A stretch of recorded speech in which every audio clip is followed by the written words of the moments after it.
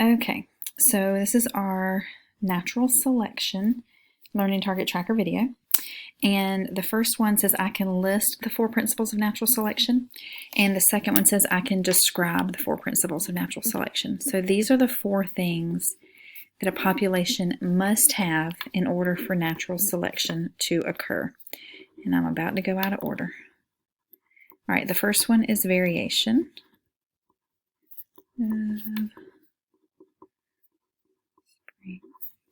Okay, 2 is overproduction of offspring.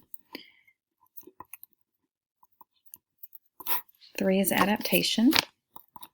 And 4 is descent with modification.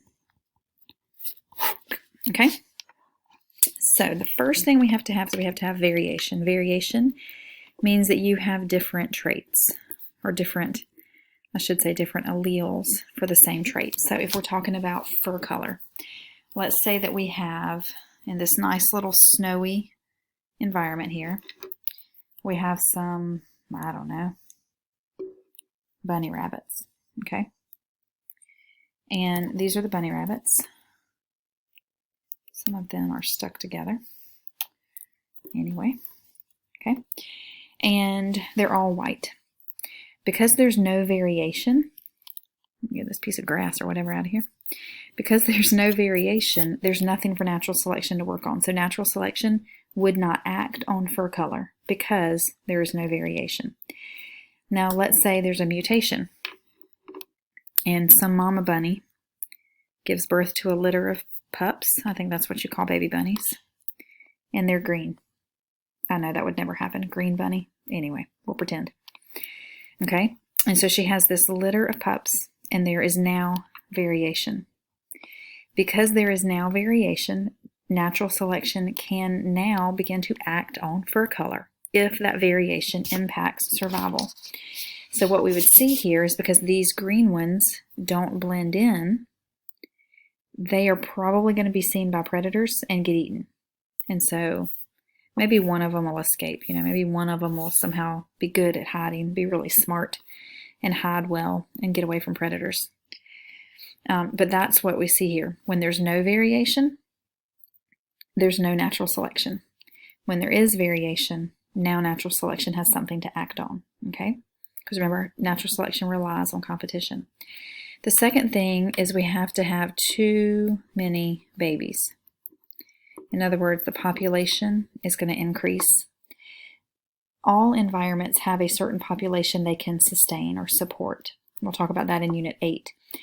When a population goes above that number, let's say that this forest that these bunnies live in can sustain 5 bunnies. Okay, we've got 1, 2, 3, 4, 5, 6, 7. Okay, we've got too many. We've had too many babies. We have too many bunnies. Now there's going to be competition for resources, for food and water and places to live and mates and just everything that a bunny needs to survive and be healthy. Because there's too many of them, now there's going to be competition. And the ones that are more fit, probably the ones that can camouflage, are going to be the ones that survive. And the ones that are less fit, this guy here, because he can't camouflage, whoops, or maybe I've got a slow bunny or a not real smart bunny that doesn't hide when a predator's around, then they're not going to survive, okay? So overproduction of offspring and variation kind of go together. You have too many kiddos, too many people, too many bunnies, too many whatevers, and they're different. There are differences.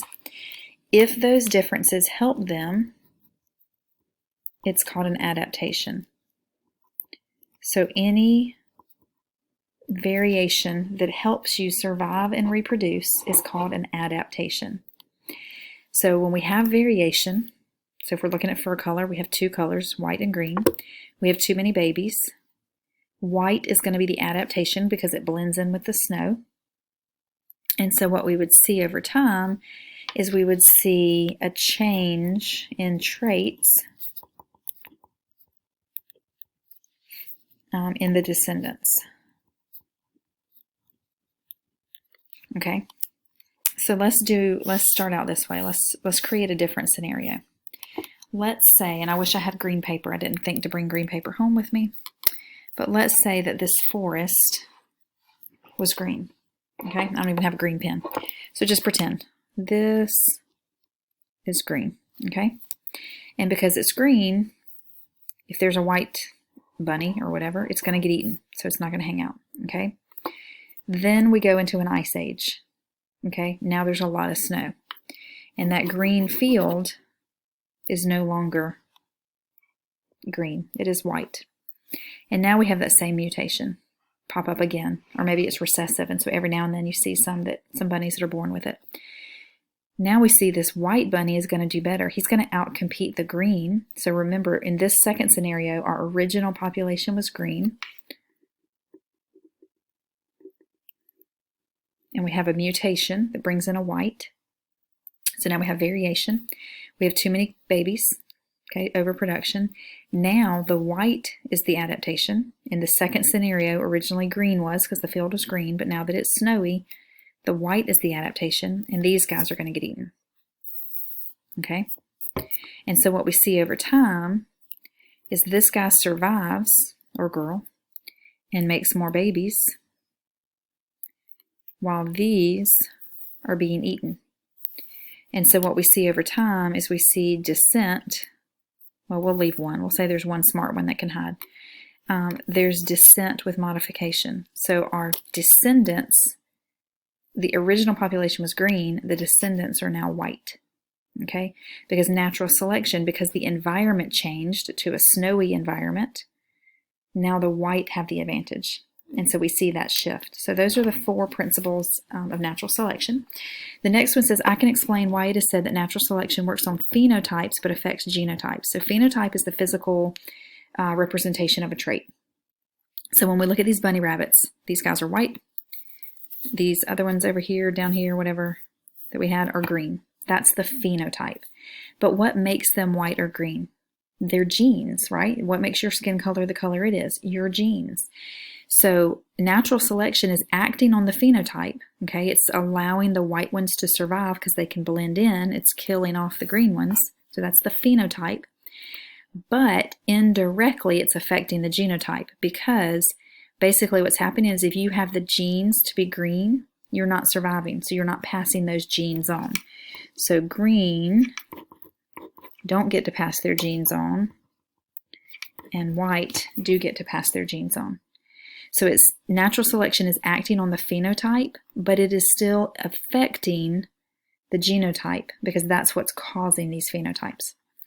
I can explain why it is said that natural selection can only work on current characteristics. All right, back when we had this green group, okay, and it started to get real, ice agey and white, snow everywhere, ice everywhere, whatever. These guys can't say, I really wish I was white so I could blend in with the snow. Just like you can't say, I really wish I was green. You can't just go make yourself green. You can paint yourself green, but you can't change your skin color to green. Bunny rabbits can't change there's no such thing as a green bunny, but let's say they can't change it to white. What has to happen is a random mutation, albinism or something like that, where you have this bunny that's white, has to happen. If that never happens, then this white population will never occur. Natural selection can only act on what's already there. So if there was a mutation that brings in a white bunny, and it does well and passes those white genes down, then you will see more white bunnies. But if there was never a mutation to change the green fur color to white, then there would never have been a white population. Because natural selection can't say, hey bunnies, you know what would be really great? It'd be really great if you were white so you could blend in with the snow. Natural selection doesn't do that. It only acts on what's already present. So if there had never been a white, then these green bunnies would have just died out, or they would have found a way to live in the white snow.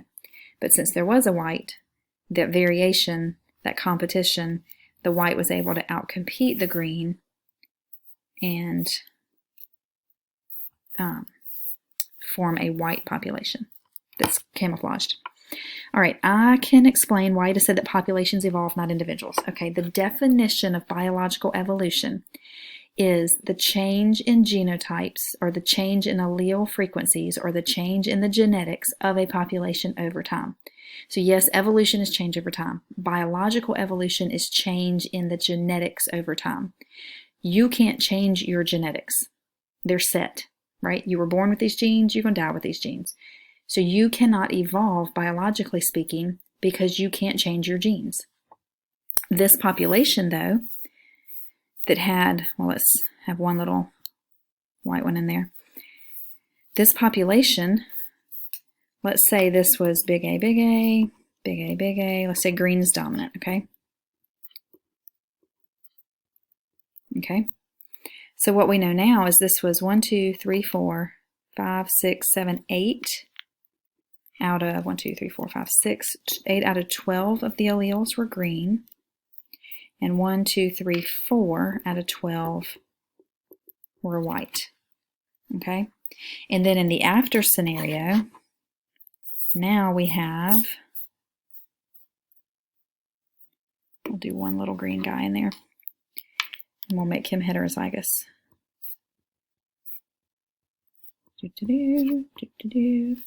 Now we have 11 out of 12 are white, and you would actually convert these to percentages and use those numbers. And 1 out of 12 is green. Okay, that's a change in the genetics. You can change the genetics of a population over time as these guys die out and these guys make more babies. It's going to change the genetics of the population. So populations can change their genetics over time, not on purpose, but based on who survives and reproduces, but you as an individual cannot. I can explain the ways in which natural selection can impact a population. All right, let's get rid of all these colors. All right, so if there is no natural selection, that's a really bad bell curve, but pretend it's not. What you're going to see is you're going to see the most medium, the least at the ends, at the extremes. So this is small, medium, and large. You'd see mostly mediums, not a lot of smalls, not a lot of larges. Natural selection can do one of three things, okay? It can shift the whole curve over. So now we don't really have any smalls. We have a lot less mediums, right? Mediums went from here to down here. Our larges went from here to up here, so our larges increased, and now we have a new size, extra large. Okay, that's called directional because you take the whole graph and you shift it. Okay, stabilizing, trying to do better bell curves. Stabilizing is where the middle is selected for. So we have fewer smalls and larges and more mediums. Okay, so basically we've taken the idea of the bell curve where it's highest in the middle and we've made it even more stable. We've made it even higher. Stabilizing. Sorry. Okay, and then the last one is where you do disruptive. You completely screw up the whole graph. Where it was high, it is now low. Where it was low, it is now high. So this is where our small and larges have an advantage and our mediums are dying off. Okay, and so that's called disruptive because you've completely disrupted the graph, the whole concept of that graph. Highest in the middle, lowest on the ends, you've flipped all of that around. So those are the ways that natural selection can impact a population as far as the way that the alleles are distributed. Okay, so mostly mediums, not a lot of smalls, not a lot of larges. And this could also shift this way and make more smalls and fewer larges. And then the last one, I can explain how populations fight to preserve variation. This is going to decrease variation because you're losing your smalls. Okay, this is going to decrease variation because you're losing your smalls and larges. And we know that variation is really important to a population. So how does a population fight back? Well, there's a couple of different ways. Diploidy is one of them. Okay, so even though something like sickle cell is harmful, okay, whoops, made two heterozygotes. Sickle cell is recessive. Because we're diploid creatures, we can hide the sickle cell allele. In our genes, we don't have sickle cell, but we carry the allele because it's a recessive trait. Being diploid allows us to do that. And so these recessive traits that may not be beneficial in one environment could potentially be beneficial in another. And so that's a way that we can preserve this trait for later. Balancing selection. This is where, kind of like the pendulum swings, if we get too many larges, then the larges will start to die off and we'll start to have more smalls. And then when we get too many smalls, they'll start to die off and we'll have more larges. And so it kind of goes back and forth. And then the last one is neutral variation. Neutral variation is variation that we have in our genes that does not hurt or help us. And so, but it may in the future. So it's neutral right now, but in our future it could be helpful or harmful. And I hope that helps. Let me know if you have questions.